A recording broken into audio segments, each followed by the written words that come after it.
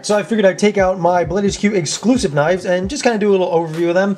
BladeHQ has some awesome collaborations with knife companies.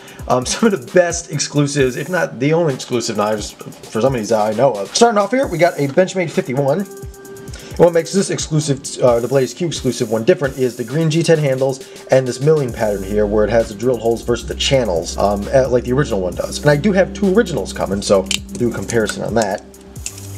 The other difference with this guy is it does have a stonewash blade versus the normal satin. So it's just kind of a little touch. I'm a fan of stonewash and I think it looks really good on knives. A little bit better than like just a standard satin blade. Not that satin's bad, but it just definitely adds a little extra something to a knife. Moving on here, we got the Spyderco Yojimbo 2, the natural green G10. BladeHQ's been doing a ton, I mean a literal ton of exclusives with Spyderco with the natural G10 and M4 steel. I was kind of on the fence about picking up a Yojimbo 2, but then I saw this exclusive version. I'm like, yeah, you know what, I think I'm going to pull the trigger on it. Just because it looks kind of sweet, and they sold out pretty much, I think, the day I bought them. So it kind of makes them, it makes it really, really rare. Kind of see some of that texture in that G10 there.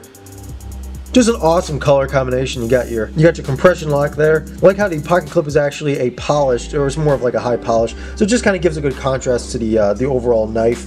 Just overall a nice, fast, cool little exclusive from BladeHQ. And now what I would consider probably my favorite exclusive from them is the Boker Kwaiken in marbled carbon fiber and copper.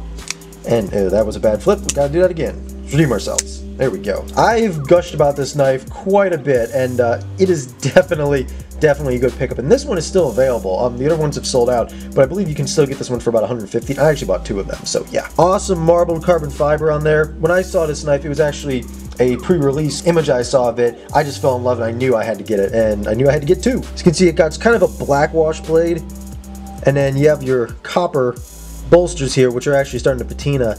And copper will patina. It's not going to keep its original luster, but that's kind of the draw of copper. And with that marbled carbon fiber, I mean, it is just an awesome combination. You get your copper backspacer there too, number 539.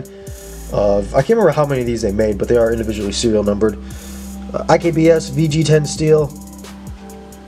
I mean, you can just tell that I love this knife. And it's fast, it's quick. I have cut myself on this though, because inside the handle here, you can see the blade actually comes pretty much to the edge of the handle.